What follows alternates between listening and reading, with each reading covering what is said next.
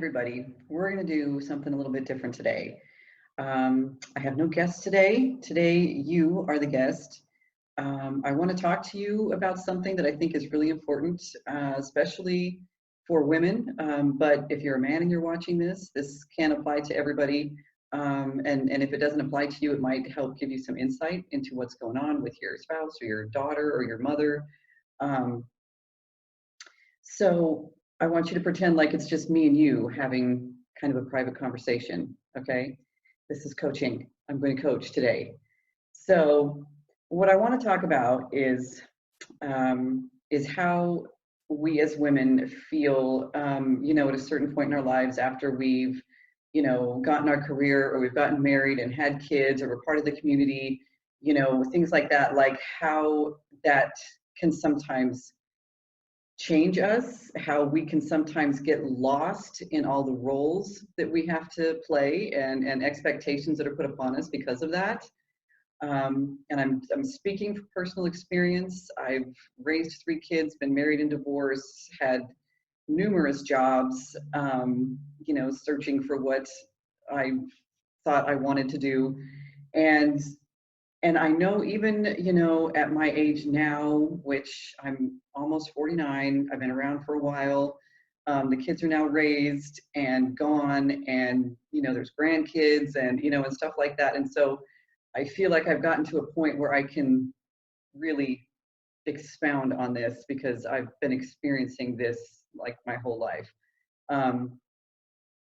So my question to you is, before you got married and started having kids, what was your life like? What were did you have passions? Did you enjoy writing or singing or art, or maybe you're athletic and you enjoy doing certain things, running or playing sports, tennis, whatever it is that you like to do. Who were you before you before you started having a family and stuff like that? And were you confident in knowing who you were? And once you did get married and started having a family, how did that all change? Do you feel like in the midst of having kids and getting married and working, or maybe staying home while you were, taking care of the kids, did you feel like that part of you that was all you before all this happened kind of got, shoved to the wayside, pushed back, that you weren't, there's something about being a mother and a wife that makes us feel like we sometimes don't deserve to have our own identity anymore, that everything is wrapped up in how well you take care of the kids, how often you read them stories or throw birthday parties with themes, and whether or not you're cooking dinner every night, how you're doing at your job, and we can just get lost and feel empty, like there's just not much to give at the time, or you're just freaking exhausted at the end of the day because of all of this, mom, hey, honey, did you pick up my stuff from the dry cleaners? Did you pay the phone bill? Did you do this, do that? Why isn't the house clean? Things like this where you're just like, you remember that old commercial, Calgon, Take Me Away, where you just want to go hide somewhere in a bubble bath, with some candles and stuff. So, and, that makes us feel like somewhere along the way, we got lost and we forgot who we were. And that's not to say that you can't still be all of those things. It's just that it has to come from a different place within you so that you don't feel so exhausted and depleted on a really personal level. I'm not talking about just being tired at the end of the day because it was a long day, because that's normal, that's different. And I'm not saying that being a mother and a wife isn't a fulfilling experience, because for most of us it is. However, that fulfillment can be diminished if we feel like we're just being pulled in 20 different directions. Because then it just becomes this obligation that you have to, fulfill in order to not be looked at like a horrible person. And as women, that's that's a big deal to us, to be a good mother and to be a good wife and to be good at your job, and and all of those things. It is a big deal. It's part of who we are. We're nurturers by nature, and but we forget to nurture ourselves. And that's one of the reasons why I think we end up feeling so fragmented and depleted on on a deep level. So, and I also know that in my own life, I have allowed the men in my life, that would come into the picture, and you're so great, you're so confident, which is really great. It's nice to have somebody be supportive and to remind you of who you are, and and to build up all this confidence and self-esteem and self-worth. But then we sometimes attach it to the person that we feel gave it to us, so that if they are gone, or if they're going through their own crap and they're pulling away, somewhat from us, that that goes with them. And all of a sudden we feel like nothing. And that should never be the case, because nobody can take that away from you. That belongs to you totally, heart and soul. Nobody else can take that. We can only give that away to somebody. So, first thing you need to do is to remember who you are.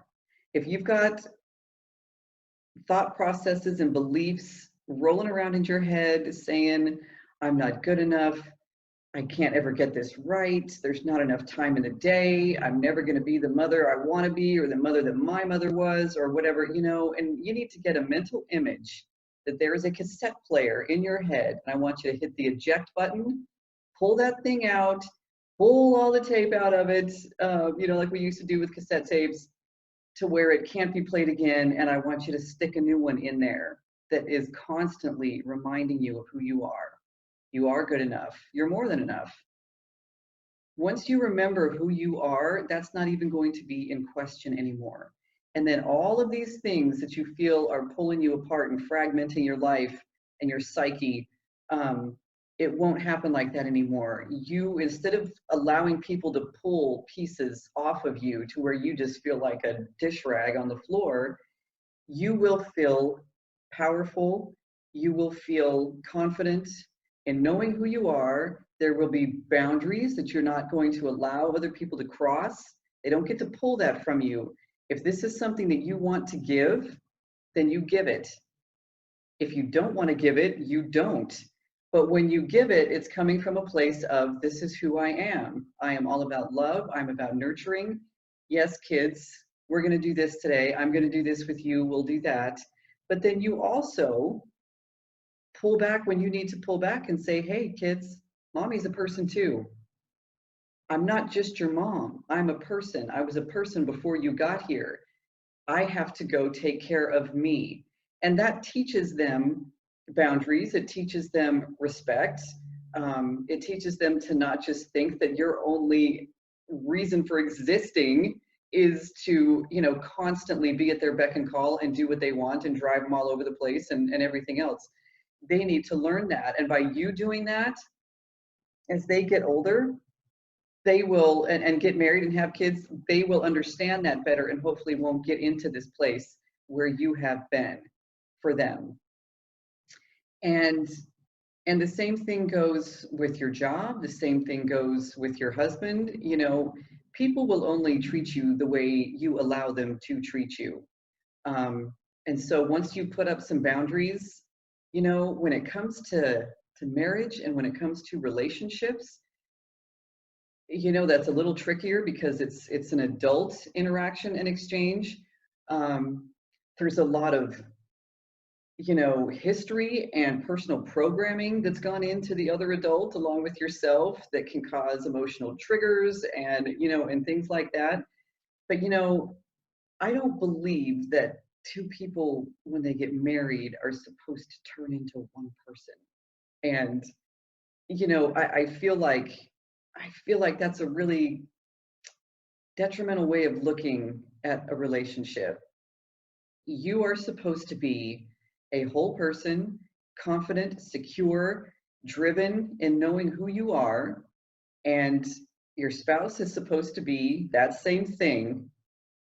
And the two of you, because of common interests, um, physical attraction, mental, emotional attraction, spiritual attraction, you enjoy spending time together, you come together and you share all this wholeness and goodness that you have with the other person. It's not about the other person making you feel this way. You need to come into it like this, because otherwise you depend on them to make you feel a certain way. And when they don't, you're pissed, you're heartbroken, you're emotional, you're lost. So, and that goes for, anytime you depend on somebody else to fill you up, you're going to be disappointed at some point or another, because nobody can hold that standard, forever. So if you are just always strong and confident in who you are, what you want, where you're going, what you have to offer, that's not going to be any kind of a deal breaker or big fights or, the reason that a marriage falls apart or anything like that. So know who you are before you go in. And if you're already in, that's fine too. You can still figure out who you are and bring that back to the table. It's actually quite a sexy quality, very attractive quality when you see confidence in somebody. When whenever you see somebody that they just exude this, I know who I am, I'm a good person, this is what I have to offer. And if you don't like it, fine. If you do, great, let's have a conversation, let's, whatever. But that neediness of having to have you complete them kind of thing isn't there, constantly pulling at them emotionally to fulfill some need that you think you have that only they can fill. That's a hard cross to bear for the other person as well as the person who needs it. So, I've heard different people talk about the idea of detachment. And at first I thought that was, I thought, well, how do you detach and not, I thought that meant that you put the wall up and you just didn't allow yourself to feel, too much. But I think I understand now that it's not about not feeling. It's about detaching yourself from outcomes. It's about detaching yourself from expectation. Certainly in a marriage, there is a standard, I think, that both people are expected to live up to, as far as, it's a partnership. You can't just on the fly quit your job and go, I don't want to work anymore, you take care of everything. That's a burden that, you should never put on somebody else. You work together, to support the family and, and stuff like that. So you can't just check out. But you do need to remember who you are, still nurture yourself, whatever those passions that you had before you got married, before you started having kids. You need to continue to nurture those things in yourself. That's the only thing that's going to keep you from feeling fragmented, from feeling like your cup is constantly empty, from having resentment towards your spouse or your kids or your job.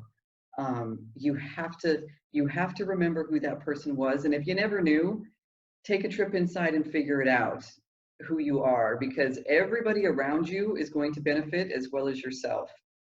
So remember to, have a talk with your kids if you need to. Sit them down and say, hey, look, I know this is how things have been going up to this point, but I don't like it and I want to change it. I'm going to change it. This is who I am as a person outside of being your mother. This is what I like to do, and I'm going to do these things once a week, twice a month, whatever. I'm going to take a break. You guys are going to be, with your dad, or you're going to be, with grandma and grandpa, or, whatever. But I'm out. Like, mama needs a break. I got to go fill myself back up. I got to go nurture myself, whatever it is that you need to do. And for some of you, it might just be, I'm just going to go get my nails done, or I'm going to go get, my hair done, or I'm going to go to the spa for a day. Whatever it is that you enjoy doing, you need to continue doing that so that you don't end up, 15, 20 years later going, I can't believe that I just lost myself in all of this. We get our identity, our total identity wrapped up in being a mom or being a wife or being the perfect worker, at work. And that's not who we are necessarily. That's something that we do. That's something we contribute to. That's a place that we give our love, and a place where we show our love by how we take care of our kids or our spouse. But it's not, inside. You need to figure out who you are so that none of this stuff happens anymore. You are like then sitting, on this pillar, on this foundation of total personal identity, total confidence in your ability to do whatever it is that you want to do, and then you're full, 95 to 99% of the time you're full.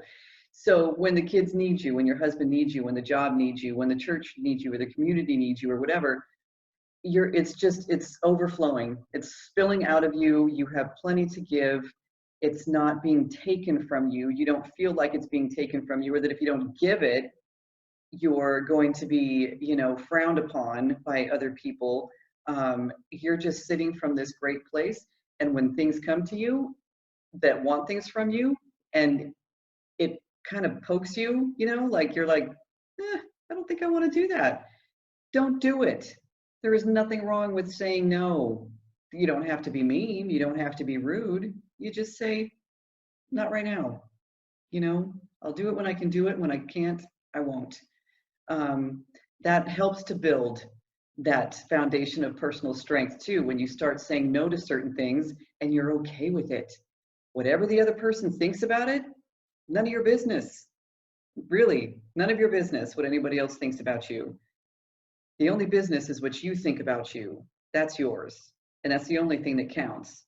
So don't betray who you are. If you're a loving, giving, kind person, compassionate person, do all the things that you do with that attitude. If you volunteer at the animal shelter, or whatever it is, that the things that you love to do with that compassion and that love that you have, continue to do that.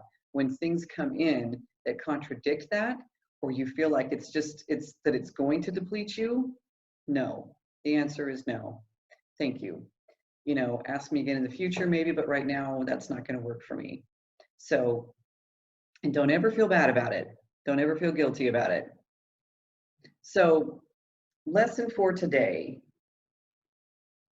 is don't lose yourself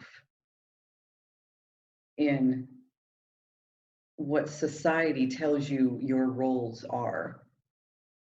Because you don't have to not be you in order to be a mother. You don't have to not be you in order to be a good wife. You don't have to not be you in order to do well at your job, or to volunteer in the community, or with your church, or whatever it is. You don't have to lose yourself in that. And you really don't. You don't have to care what other people think of you. If you're solid in who you are, you don't even care. You don't care. And that's not a flip attitude or anything like that. That's not self-centered. That's not selfish. That's just you having personal boundaries for yourself. And most people will respect that.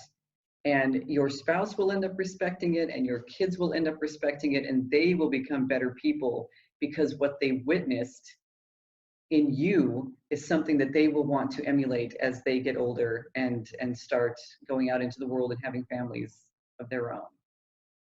So, hope all that made sense. Wanted to tell you also, I'm super excited to announce that I have a coaching program that's now available online. If you go to dropitLikeIt'sHot.org, There is a list there of everything that's available. There's the coaching program, there's individual life coaching, there is the book, Drop It Like It's Hot, there's the audio book. So please go take a look at it and shoot me an email if you've got questions. If there's anything specific that you're dealing with that's really causing issue for you and you'd like to get a grip on it,